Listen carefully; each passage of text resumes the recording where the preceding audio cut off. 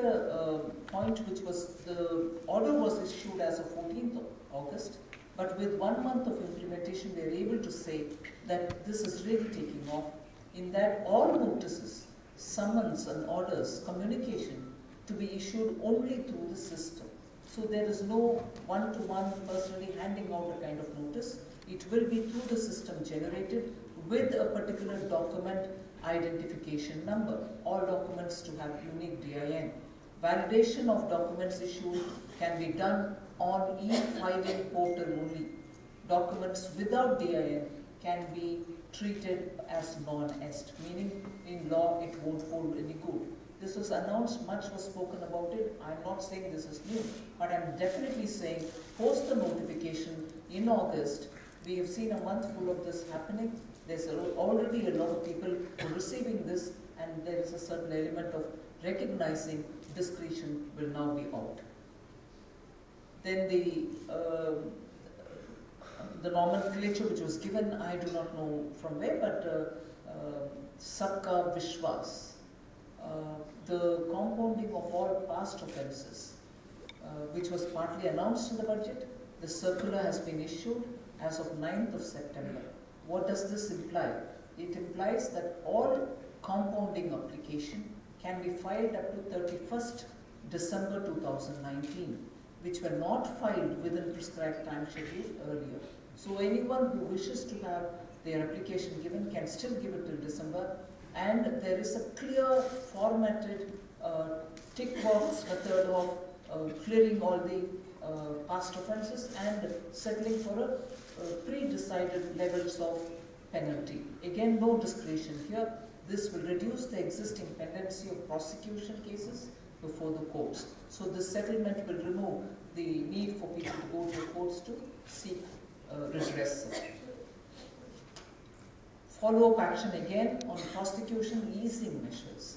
Again, a circular has been issued on the 9th of September, and this will have these following features.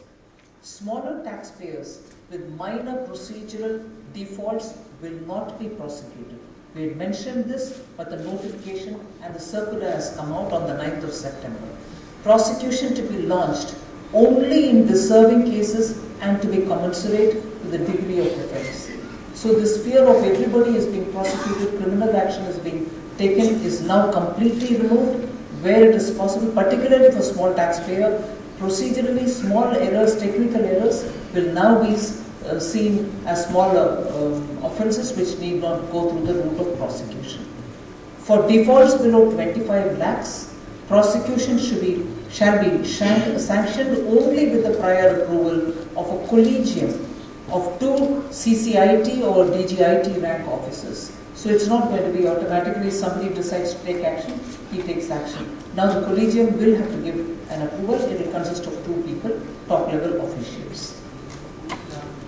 Now I go to the 2 main focus area of today, the exports, boosting of exports, and measures that we want to take in order to boost exports.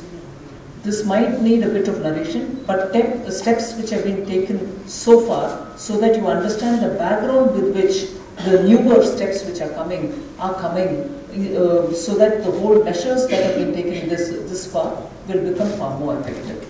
You see that the interest equalization scheme had existed from 2015 and some kind of an interest equalization to the level of 3% to exporters, and particularly for about 416 lines and for all the MSMEs were given, and this had continued from 2015.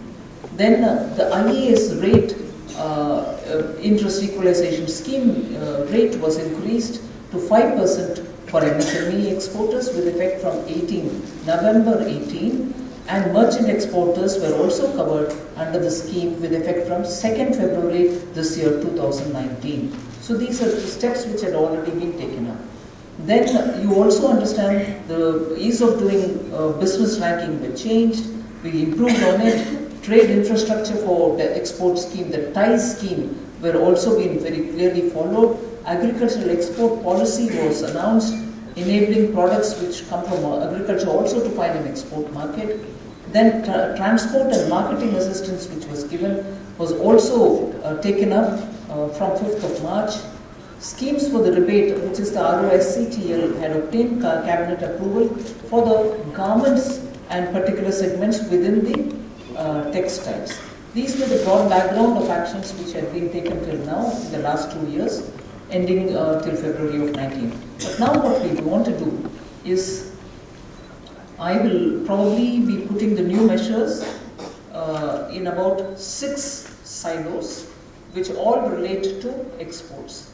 So under boosting, under measures for boosting exports, I am coming up with 6 different silos. The first one is the scheme for remission of duties on taxes on export products will replace MEIS.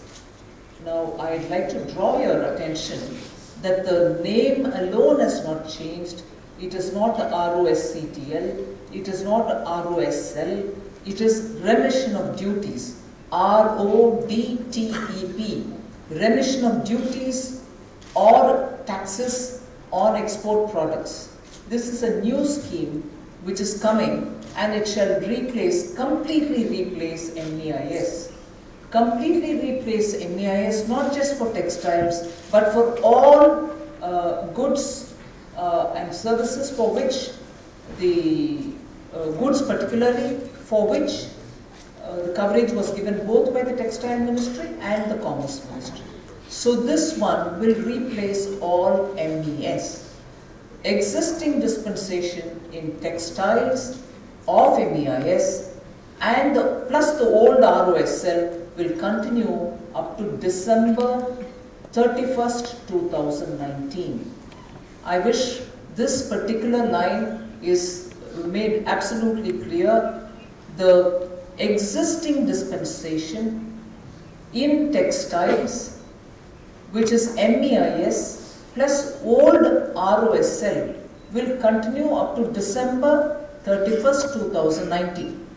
This is so because a lot of exporters probably have taken orders and they will have to be given a lead time, so we are giving this lead time.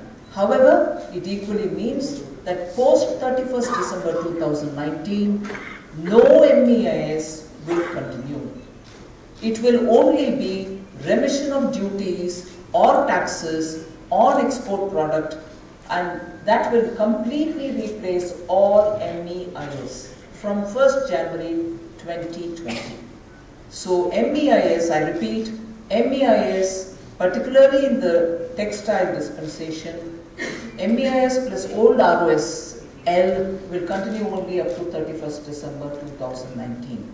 Now, textiles and all other sectors which currently enjoy incentives up to 2% over MEIS, which is already existing MEIS, over that you had 2%, will transit into RODTEP from January 1st, 2020. In effect, this new one, the RODTEP, will more than adequately incentivize exporters than the existing schemes all put together. So if we are wondering what this new scheme will do, will it be more or will it be less? Here am I making a clear statement that in effect the RODTEP, the new scheme which comes into effect from 1st January 2020 for textiles and for all other commerce related products, will more than adequately incentivize exporters than the existing schemes all put together. Revenue foregone projected is up to 50,000 crores. So that is the number which I want you to look at. Approximately, we are saying up to 50,000 crores will be going to this new RODTEP. So that's my first silo for promotion of exports, particularly for those which are going through from textiles and commerce. Very clearly, labor-intensive sectors will get priority. The next silo in boosting exports, the measures that I want to mention here are fully electronic refund module for quick and automated refund of ITC, that is the input tax credits, nearing completion and will be implemented by the end of this month itself. So by September 2019, the fully electronic refund mechanism for the GST ITC refunds will be in place. This is expected to monitor and also to speed up all ITC refunds. So there shouldn't be lockup of funds, disturbing